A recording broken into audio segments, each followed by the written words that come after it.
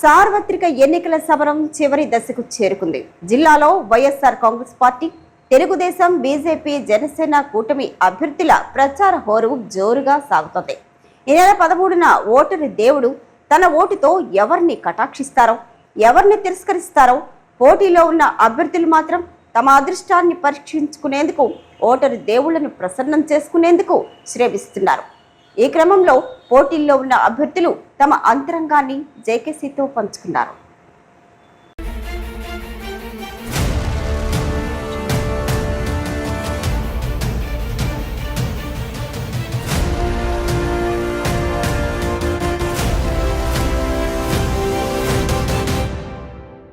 సార్వత్రిక ఎన్నికల పోటీలో ఉన్న అభ్యర్థులతో ఎన్నికల ప్రచారంలో సిక్కోలు ప్రజల గుండె చప్పుడు జేకేసీ కూడా పాల్గొని వారితో మాట్లాడింది. ఎన్నికల్లో గెలుపు అవకాశాలకు ఆయా పార్టీలు చేస్తున్న ప్రచారం, తమకు తమ పార్టీని విశ్వసించి ఓటేస్తే నియోజకవర్గాన్ని ఏ విధంగా అభివృద్ధి చేస్తామనే ప్రణాళికలు, గుర్తించిన సమస్యలతో పాటు ఇంతవరకు చేసిన అభివృద్ధి, ఇలా పలు అంశాలపై వారి అభిప్రాయాలను జేకేసీ తెలుసుకునే ప్రయత్నం చేసింది. నడికుదిటి ఈశ్వర్రావు ఎచ్చెర్ల నియోజకవర్గంలో శాసనసభ్యునిగా బీజేపీ తరపున తొలిసారిగా నడికుదిటి ఈశ్వర్రావు తన అదృష్టాన్ని పరీక్షించుకోనున్నారు. ఎన్ఈఆర్గా ప్రసిద్ధిగాంచిన ఈశ్వర్రావు స్వగ్రామం బంటుపల్లి సర్పంచ్గా గతంలో ఎన్ఈఆర్ తల్లి పనిచేయగా ప్రస్తుతం ఆయన భార్య రజని సర్పంచ్గా ఉన్నారు. ఎన్ఈఆర్ చరిత్ర పరిశీలిస్తే విద్యా సంస్థలను నెలకొల్పడంతో పాటు వ్యాపారవేత్తగా సామాజిక సేవా కార్యక్రమాలను చురుగ్గా పనిచేస్తున్నారు. టీడీపీ, బీజేపీ, జనసేన కూటమిలో భాగంగా బీజేపీకి కేటాయించిన ఎచ్చెర్ల నియోజకవర్గ ఎమ్మెల్యే అభ్యర్థిగా ఎన్నికల్లో తొలిసారిగా పోటీలో ఉన్న ఎన్ఈఆర్ను జేకేసీ పలుకరించింది. ఎన్నికల ప్రచారంలో తమ కూటమికి ప్రజల నుంచి విశేష స్పందన లభిస్తోందని ఎన్ఈఆర్ తెలిపారు. దేశంలో ప్రధాని నరేంద్ర మోడీ నాయకత్వం, రాష్ట్రంలో చంద్రబాబు, పవన్ కళ్యాణ్ల నేతృత్వంలో ఎచ్చెర్ల నియోజకవర్గాన్ని అన్ని రంగాల్లో అభివృద్ధి పరుస్తానన్నారు. తాగునీరు, సాగునీరుతో పాటు స్థానిక యువతకు పరిశ్రమల్లో ఉపాధి కల్పించే దిశగా కూటమి ద్వారా కృషి జరుపుతానన్నారు. గడిచిన 5 ఏళ్లుగా నియోజకవర్గాన్ని నిర్లక్ష్యం చేశారని, రాష్ట్రం అభివృద్ధి లేక అన్ని వర్గాలు తీవ్ర ఆందోళనలో ఉన్నాయన్నారు. తనకు ఒక్క అవకాశాన్ని ప్రజలు కల్పించడం ద్వారా బంగారు ఎచ్చెర్లగా తీర్చిదిద్దుతానని ఎన్ఈఆర్ తెలిపారు. ఈ నెల 13న జరగనున్న ఎన్నికల్లో కమలం గుర్తుపై ఓటు వేసి గెలిపించాలని ఎన్ఈఆర్ కోరారు. ఎన్నికల ప్రచారంలో ప్రజల స్పందన ఏ విధంగా ఉంది?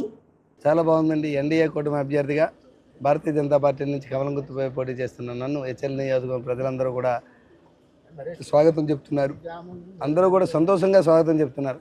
ఎక్కడ ఉపాధి హామీ పనుల దగ్గరికి వెళ్ళినా, గ్రామాల్లోకి వెళ్ళినా, ఎక్కడ ఏ ఎస్సీ కాలనీకి వెళ్ళినా, బీసీ కాలనీకి వెళ్ళినా ప్రతి దగ్గర కూడా నాకు ఘన స్వాగతం లభిస్తుంది. అందరూ సంతోషంగా ఉన్నారు. దానికి కారణం ఏంటంటే ఈ అరాచక పాలన పోవాలి. వైఎస్ఆర్సీపీ జగన్మోహన్ రెడ్డి చేస్తున్నటువంటి అరాచక పాలన నుంచి విముక్తి పొందాలని ప్రజలు నరేంద్ర మోడీ గారి నాయకత్వాన్ని, చంద్రబాబు నాయుడు గారి నాయకత్వాన్ని, పవన్ కళ్యాణ్ గారి నాయకత్వాన్ని కోరుకుంటున్నాను. అందులో భాగంగా నేను ఎక్కడికి వెళ్ళినా కూడా నాకు ప్రజలందరూ కూడా నిరాధనలు పడుతున్నారు. చాలా సంతోషంగా ఉంది.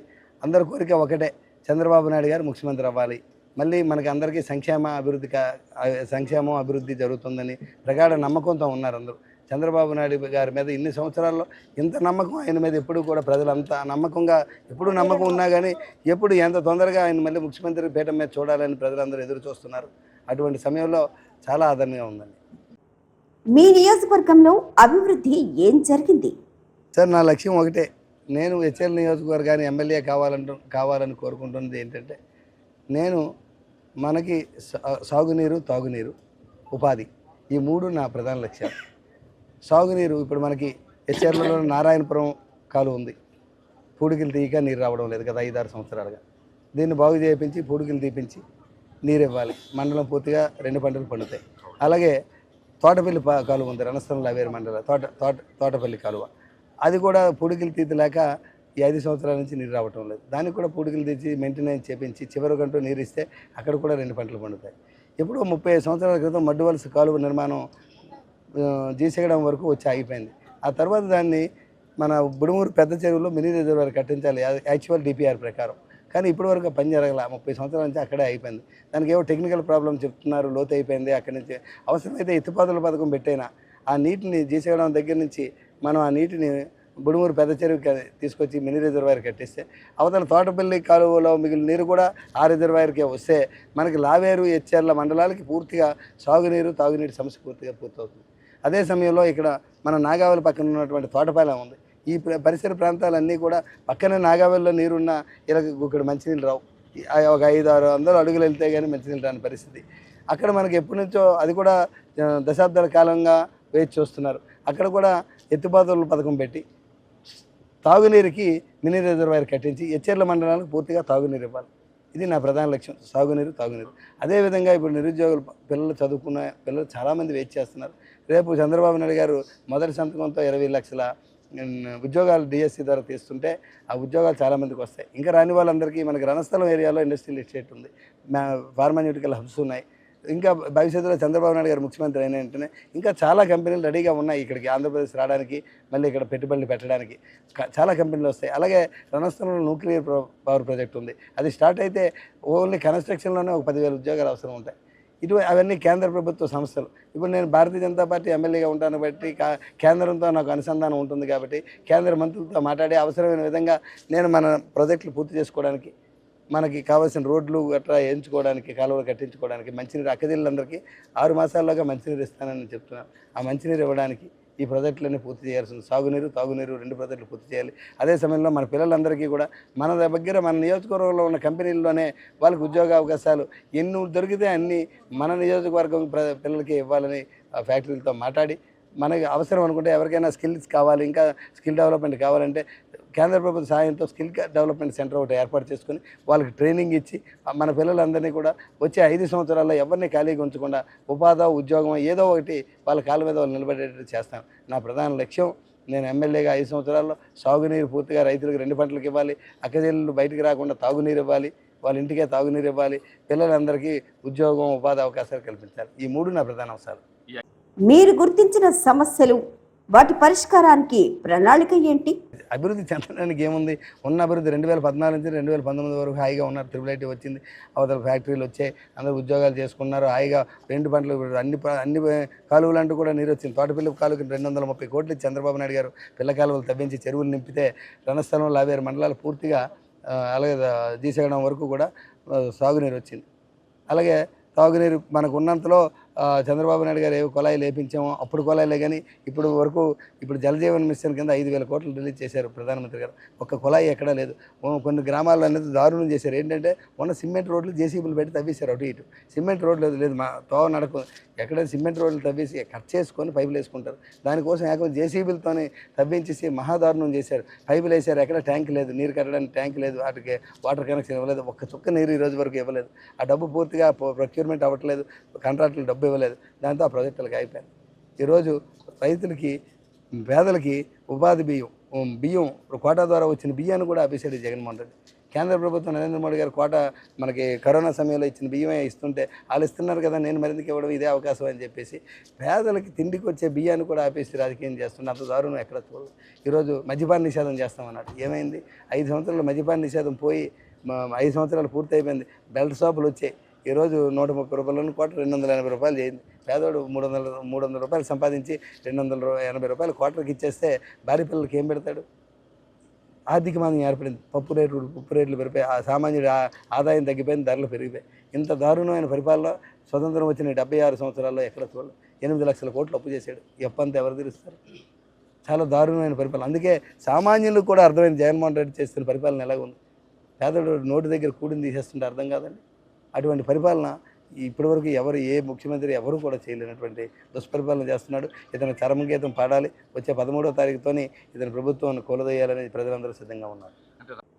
మీకు ఓటు ఎందుకు వెయ్యాలి? గత 10-15 సంవత్సరాలుగా నా సోషల్ సర్వీస్ చూశారండి ప్రజలందరూ, హెచ్ఎల్ నియోజక ప్రజలందరూ. ఎక్కడ ఏ మండలంలోని ఎక్కడ ఎమర్జెన్సీ అయినా నేను అక్కడికి వెళ్ళి నాకు చేతనైన సహాయ సహకారాలు అందించాను. దేవాలయాలు కానీ, పండగలు కానీ, ఒక విఘ్నేశ్వర పూజ వస్తే మొత్తం 4 మండలాల నుంచి ప్రజలందరూ సంతోషంగా వచ్చి నా దగ్గర పండగ చేయించడం కానీ, అన్నీ కూడా చేసాం. ముఖ్యంగా నాది ఒక దృక్పథం అండి. ఎవరైనా ఎమ్మెల్యే అవ్వాలన్నా, ఎంపీ అవ్వాలన్నా ఒక్కసారి ఆ పదవి చేసే లోపు కనీస అర్హత ఒక సర్పంచ్గా పనిచేసి ఉండాలి. ఒక సర్పంచ్గా పనిచేస్తే సామాన్యుడికి ఏంటి కావాలి అని తెలుసు. అలాగే నా తల్లిగారు సర్పంచ్ అయ్యి ఉండగా, నా భార్య సర్పంచ్గా ఉండగా నేను నా బంటుపల్లిని బంగారు బంటుపల్లి చేసుకున్నాను. ఎలా అంటే సిమెంట్ రోడ్లు, కాలువలు, మంచినీరు, ఇంట్లోకి మంచినీరు, మినరల్ వాటర్ ప్లాంట్లు, గ్రంథాలయం, జడ్పీటీసీ స్కూలు, ఒక 1500 ఓట్లు ఉన్న పంచాయతీలో ఒక ప్రాథమిక హాస్పిటల్, ప్రైమరీ హాస్పిటల్, ఇలాగా ఒక గ్రామం గాంధీ కళలు ఉన్నటువంటి గ్రామ స్వరాజ్యం ఎలాగ ఉంటుందో అలాగా బంటుపల్లిని చేసి చూపించాను. అటువంటి బంటుపల్లికి మన ధనంజయ రెడ్డి గారు కలెక్టర్గా ఉండగా బంటుపల్లి వచ్చి ఓ రోజు మీటింగ్లో అడిగారు, మీ బంటుపల్లి ఎంత బాగుంది, నేను చూడడానికి వచ్చాను. ప్రజల ముందు అడిగారు, మీకు నేను ఏదైనా కలెక్టర్గా నేను ఏదో ఒకటి ఇస్తాను, మీకు ఏం కావాలి అడగండి అంటే ప్రజలందరూ ఒకే మాట అన్నారు, మాకు మీ దగ్గర నుంచి ఏం అవసరం లేదండి, మీరు వచ్చారు కాబట్టి మా బంటుపల్లిని బంగారు బంటుపల్లి అని పేరు మార్చండి అన్నారు. నిజంగా కలెక్టర్ గారు చాలా సంతోషించారు. వెంటనే ఆన్ ద స్పాట్ ఆయన డిక్లేర్ చేసి దాని గెజెట్ కోసం రాష్ట్రం పంపించారు బంగారు బంటుపల్లిని. ఇప్పుడు అదే ఉత్సాహంతో, అదే దృక్పథంతో ప్రజలందరూ కూడా నమ్ముతున్నారు నన్ను. బంగారు బంటుపల్లి ఎట్లా చేశాడు, ఆ రోజు నాకు రాష్ట్ర అవార్డు ఇచ్చారు చంద్రబాబు నాయుడు గారు. అటువంటిది మళ్ళీ అంటే తెలుసు కాబట్టి ప్రజల తాలూకా నాడి, ప్రజలకు ఏం కావాలి, ప్రజల బాధ ఏంటో అర్థం చేసుకోగలం అన్న దృక్పథం ఉంది. నా మీద ఆశ ఉంది, నమ్మకం ఉంది ప్రజలకి. అందరూ కూడా అది కోరుకుంటున్నారు. అలాగే నాకు కూడా ఒక ఎమోషనల్ అయినటువంటి భావం, మన బంటుపల్లిని, నా గ్రామం నన్ను పుట్టిన బంటుపల్లికి, నా తల్లి లాంటి బంటుపల్లి నేను బంగారు బంటుపల్లి చేసుకున్నాను. ఈరోజు ఇంతమంది ప్రజలు నన్ను ఆదరించి నన్ను ఇలాగ ఎమ్మెల్యే చేస్తే, నా కులమతాలు చూడకుండా, కులం కాదు అక్కడ గుణం అని నన్ను అందరూ కూడా ముందుకు తీసుకొచ్చి నన్ను ఎమ్మెల్యేని చేసుకుంటే నిజంగా తప్పకుండా నా బంటుపల్లి, నా తల్లి లాంటి బంటుపల్లిని ఎలాగ బంగారు బంటుపల్లి చేసుకున్నాను, అలాగే మన హెచ్ఆర్లను కూడా అన్ని రంగాల్లో కూడా నెంబర్ 1 చేస్తాను. 175 నియోజకవర్గాల్లో మన హెచ్ఆర్ నియోజకవర్గం నెంబర్ 1 స్థానంలో ఉంటుందని చెప్పగలను. ప్రజలకు మీరు చేసే విజ్ఞప్తి. అక్కచెల్లారా, అన్నదమ్ములారా, హెచ్ఆర్ల నియోజకవర్గ ఓటర్లారా, మీ అందరికీ నా హృదయపూర్వక నమస్కారాలు. ప్రధానమంత్రి నరేంద్ర మోడీ గారు చేస్తున్నటువంటి సంక్షేమ కార్యక్రమాలు, అభివృద్ధి కార్యక్రమాలు మీకు తెలుసు. చంద్రబాబు నాయుడు గారు రేపు మళ్ళీ ముఖ్యమంత్రి అయితే ఆయన చేసే సూపర్ 6 ద్వారా ఆయన చేసేటువంటి సంక్షేమ కార్యక్రమాలు కూడా మీ అందరికీ తెలుసు. అటు నరేంద్ర మోడీ గారిని, చంద్రబాబు నాయుడు గారిని, మన రాష్ట్ర ప్రయోజనాల కోసం ఆలోచిస్తున్న మన పవన్ కళ్యాణ్ గారిని దృష్టిలో ఉంచుకొని వాళ్ళు ముగ్గురు ప్రతిపాదించినటువంటి నన్ను భారతీయ జనతా పార్టీ అభ్యర్థిగా కమలం గుర్తు మీద హెచ్ఆర్ల నియోజకవర్గానికి భారతీయ జనతా పార్టీ నరేంద్ర మోడీ గారు కోరుకున్న నియోజకవర్గం హెచ్ఆర్ల నియోజకవర్గం. ప్రధానమంత్రి నరేంద్ర మోడీ గారు కోరుకున్న ఈ నియోజకవర్గం నుంచి నన్ను భారతీయ జనతా పార్టీ అభ్యర్థిగా నేను మీ ముందు బరిలో నిలబడ్డాను. మీ అందరూ అభిమానించి, ఆదరించి నరేంద్ర మోడీ గారిని చూసి, చంద్రబాబు నాయుడు గారిని చూసి, పవన్ కళ్యాణ్ గారి అభిమానంతో నాకు కమలం గుర్తు మీద అత్యధిక ఓట్ల మెజార్టీతో నన్ను అసెంబ్లీకి పంపించవలసిందిగా, నన్ను అసెంబ్లీకి వెళ్ళి మన హెచ్ఆర్ల నియోజకవర్గానికి పూర్తి స్థాయిలో సేవ చేసుకునే అవకాశం నాకు కల్పించాలని మీ అందరినీ కోరుతున్నాను. నమస్కారం. అలాగే నా సోదరుడు కలిసెట్టి అప్పలనాయుడు గారు విజయనగరం పార్లమెంటుకి సైకిల్ గుర్తు మీద పోటీ చేస్తున్నారు. ఆయన గుర్తు సైకిల్.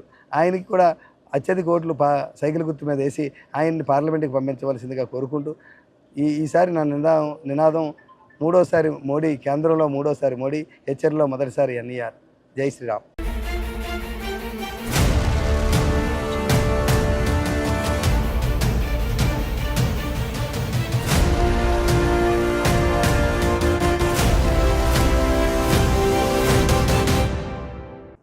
హెచ్ఆర్ల నియోజకవర్గం గొర్రెల కిరణ్ కుమార్. హెచ్ఆర్ల నియోజకవర్గంలో వైఎస్ఆర్ కాంగ్రెస్ పార్టీ తరపున 3వసారి ఎమ్మెల్యేగా గొర్రెల కిరణ్ కుమార్ పోటీ చేస్తున్నారు. ఈయన రాజకీయ నేపథ్యం పరిశీలిస్తే కనుక గొర్రెల కిరణ్ కుమార్ తండ్రి గొర్రెల సూర్యనారాయణ సమితి ప్రెసిడెంట్గా పనిచేశారు. ఇక జిల్లా రాజకీయాల్లో ఉద్దండుడిగా పేరుగాంచిన గొర్రెల శ్రీరాములు నాయుడు ఈయనకు పెదనాన్న. గొర్రెల కిరణ్ కుమార్ 2014లో వైఎస్ఆర్ కాంగ్రెస్ పార్టీ తరపున తొలిసారిగా ఎమ్మెల్యేగా పోటీ చేసి ఓటమి చెందారు. 2019లో జరిగిన ఎన్నికల్లో వైకాపా ఎమ్మెల్యేగా కిరణ్ కుమార్ గెలుపొందారు. పాతర్లపల్లి గొర్రెల కిరణ్ కుమార్ స్వగ్రామం. ఈయన సతీమణి గొర్రెల పరిమళ హెచ్ఆర్ల ఎంపీపీగా పనిచేశారు. ఎమ్మెల్యేగా 3వసారి బరిలో ఉన్న గొర్రెల కిరణ్ కుమార్ను జేకేసీ పలుకరించింది.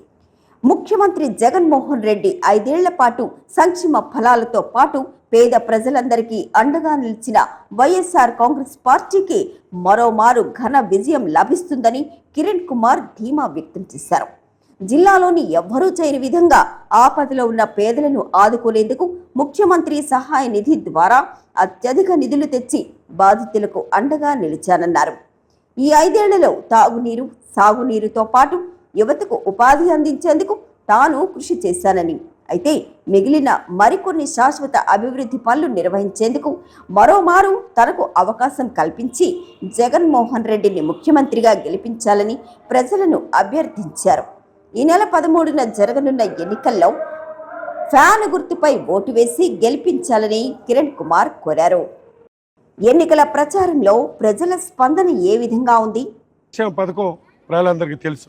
ఎందుకంటే ఆ రోజు ఏదైతే మాట ఇచ్చారో అదే మాట ప్రకారం ఈరోజు అన్ని సంక్షేమ పథకాలు కూడా ఈరోజు 130 సార్లు బట్టల్లోకి వాళ్ళందరూ కూడా వేయడం జరిగింది. ఈ 2 లక్షల కోట్ల రూపాయలు సంక్షేమ పథకాలు కూడా పేద బడుగు బలహీన వర్గాల వారికి కానీ, బీసీ, ఎస్సీ, ఎస్టీ, మైనార్టీ వాళ్ళకి కానీ ప్రతి ఒక్కరికి అందించే కార్యక్రమం ఒక జగన్మోహన్ రెడ్డి గారి వల్లే సాధ్యమైందని కూడా నేను చెప్పగలను. ఎందుకంటే ఈరోజు ప్రజలందరూ కూడా స్పందన మీరు చూస్తూ ఉన్నారు, మీరు కూడా వస్తూ ఉన్నారు. ఎవరిని అడిగినా ఏమి అడిగినా మేము జగన్మోహన్ రెడ్డి గారు తిండి తింటున్నాం, జగన్మోహన్ రెడ్డి గారు పెట్టిన తిండి తింటున్నాం కాబట్టి కంపల్సరీగా మేము జగన్మోహన్ రెడ్డి గారికి మద్దతు పలుకుతాం, అతనికే ఫ్యాన్ గుర్తుకు ఓటేస్తామని కూడా చెప్పడం జరుగుతుంది.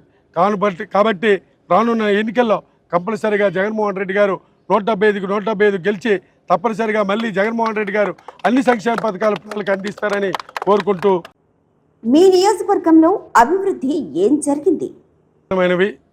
తాగునీరు అనేది కూడా చాలా వరకు 60% వరకు జగన్మోహన్ రెడ్డి గారు స్వజలధార ద్వారా తీసుకొచ్చి ప్రతి ఒక్కరికి అందించడం జరుగుతుంది. ఈ గ్రామాల్లో కూడా, ఇప్పుడున్న గ్రామాల్లో కూడా అన్ని శాంక్షన్ అయి ఉన్నాయి. అవి కూడా త్వరలోనే ప్రారంభించి పూర్తి చేయడం జరుగుతుంది. ప్రతి తాగునీరు అనేది ప్రతి విలేజ్లో మాకున్న 100 సచివాలయాల్లో కూడా ప్రతి గడపకి తాగునీరు అందించాలనే ఇది మేము తీసుకున్న నిర్ణయం. దాన్ని జగన్మోహన్ రెడ్డి గారు ఆచరణలో పెట్టారు. 60% వరకు చేయడం జరిగింది. 40% కూడా ఒక 1 ఇయర్లో పూర్తి చేసి తాగునీరు అందిస్తాం. అలాగే సాగునీరుకి సంబంధించి ప్రతి ఒక్క దగ్గర కూడా తోటపల్లి అనేది కూడా తోటపల్లి రిజర్వాయర్ కూడా 200 కోట్లతో శాంక్షన్ అయ్యడం జరిగింది. త్వరలో దానివల్ల ఎలక్షన్ వచ్చి రావడం వల్ల ఆ అమౌంట్ అనేది ఉండడం, కాంట్రాక్ట్ కూడా రాకపోవడం వల్ల కొంచెం ఆగింది తప్ప తర్వాత ఆ పనిని కూడా పూర్తి చేసి ఇవ్వడం జరుగుతుంది. అలాగే నారాయణపురం, నారాయణ సాగరం అనే 2 ఇవి కూడా ఉన్నాయి, అవి కూడా పూర్తి చేస్తాం.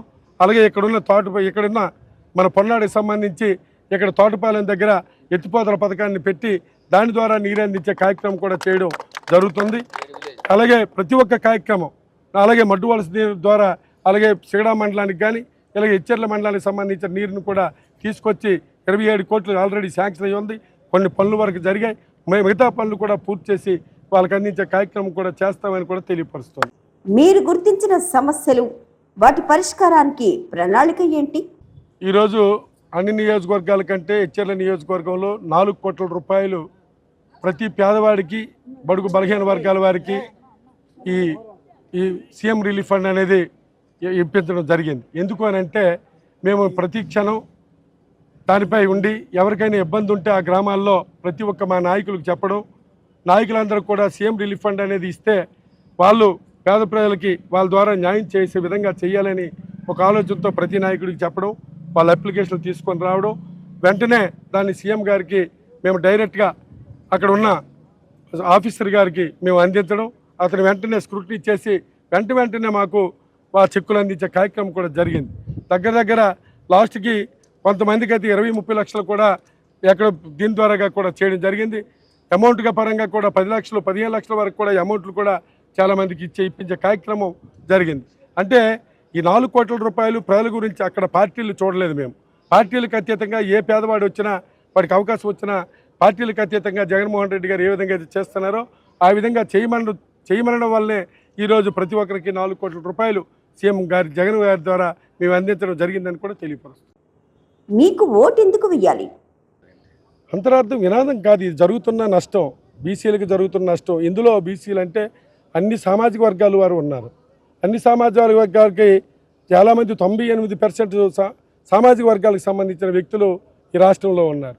ఈరోజు ఇంతవరకు మాకు ఇక్కడ కూడా బీసీలకు సంబంధించిన వ్యక్తులు పరిపాలన చేసేవారు. అది తెలుగుదేశం కావచ్చు, అలాగే వైఎస్ఆర్ పార్టీ కావచ్చు, కాంగ్రెస్ పార్టీ ఉన్నప్పుడు కూడా. కానీ ఈనాడు జరుగుతున్న మోసం ప్రజలు తెలుసుకోవాల్సిన అవసరం ఉంది. ఎందుకంటే చంద్రబాబు నాయుడు, మోడీ కుట్ర పని తీసుకున్న నిర్ణయాలు ఇవన్నీ. ఏదో సామాజిక వర్గాన్ని వాళ్ళ దగ్గర డబ్బులు తీసుకొని ఈరోజు ఒక 0.5% ఓట్లు లేని సామాజిక వర్గానికి ఈరోజు ఇక్కడ టికెట్ ఇవ్వడం జరిగింది. అది ఎంతవరకు ఇదో ప్రజలందరూ కూడా అర్థం చేసుకుంటున్నారు. ప్రజలకు కూడా తెలుసు ఇంత మోసం జరిగిందని. బీసీలందరినీ అణగదొక్కాలని చంద్రబాబు నాయుడు, మోడీ కుట్ర పన్నుతున్నారని. రెండోది ఇక్కడిని బీసీగా ఇక్కడ అతని సామాజిక వర్గానికి సంబంధించిన వ్యక్తి ఎలాంటి వాడు ప్రజలందరికీ తెలుసు. అది ఎలా తెలుసు అంటే 5 సంవత్సరాల్లో క్రితం అతను బంటుపిల్లి రావడం జరిగింది. బంటుపిల్లి వచ్చి రావడమే వాళ్ళ అవసరం తీర్చుకొని ప్రెసిడెంట్ అయిపోయిన తర్వాత ప్రతి ఒక్కరిని కార్యకర్తని తన్ని తోసేసి వాళ్ళ తాలూకా ఇది నిరూపించుకొని అక్కడ తక్కిన ఉన్న ఓసీ వర్గాలను కానీ, బీసీ వర్గాలను కానీ, అక్కడ ఉన్న ఎస్సీ వర్గాలను కానీ ఎవరిని కూడా ఉండకుండా వాళ్ళపై తప్పుడు కేసులు పెట్టి తప్పులు బనాయించి 38 కేసులు వాళ్ళ మీద అట్రాసిటీ కేసులు కానీ, అలాగే అటెంప్ట్ టు మర్డర్ కేసులు కానీ ఇలాంటివి లేనిపోని వల్ల సృష్టించి. ఎందుకంటే అప్పుడు అధికారంలో 2014-19లో చంద్రబాబు నాయుడు, మోడీ, పవన్ కళ్యాణ్ కలిపి పోటీ చేశారు. అప్పుడు ఆ పార్టీలో అతను అప్పటికప్పుడు చేరిపోయి ఈ విధంగా దౌర్జన్యాలు చేసి ఆ గ్రామంలో ఎటువంటి నిద్రాహారాలు లేకుండా చేసిన వ్యక్తి ఒక సైకో. అలాంటి వ్యక్తి ఈరోజు మళ్ళీ నియోజకవర్గంలో ఎమ్మెల్యేగా నిలబెట్టారంటే ఈ 300 సచివాలయాల్లో 100 పంచాయతీలు, 115 పంచాయతీలు ఉన్న ఈ నియోజకవర్గం బీసీ వర్గీయులు ఏమవ్వాలో ఒకసారి ప్రజలే ఆలోచించాలని కూడా తెలియపరుస్తున్నాం. ప్రజలకు మీరు చేసే విజ్ఞప్తి. ఎచ్చెర్ల నియోజకవర్గంలో ఉన్న ప్రజలందరికీ కూడా నమస్కారం తెలియజేస్తూ, ఈరోజు జగన్మోహన్ రెడ్డి గారు ఇచ్చిన సంక్షేమ పథకాల వల్ల ప్రజలందరూ కూడా ఆనందంగా ఉన్నారు. రేపు 24వ సంవత్సరం, ఈ సంవత్సరం మే 13వ తారీఖున జరగబోయే ఎలక్షన్లో వైఎస్ఆర్ కాంగ్రెస్ పార్టీ తరఫున మా ప్రీతమ నేత జగన్మోహన్ రెడ్డి గారి ఆశీర్వాదంతో నేను ఎమ్మెల్యేగా, అదే జగన్మోహన్ రెడ్డి గారి ఆశీర్వాదంతో ఎంపీగా బెల్లాన చంద్రశేఖరరావు గారు పోటీ చేస్తూ ఉన్నాం. మా ఇద్దరు గుర్తులు ఫ్యాన్ గుర్తులపై ఓట్లు వేసి అత్యధిక మెజార్టీతో గెలిపించాలని 50 మంది ఎచ్చెర్ల నియోజకవర్గ ప్రజల్ని, అధికారులను అందరినీ కూడా పేరు పేరున కోరుకుంటూ ఉన్నాను.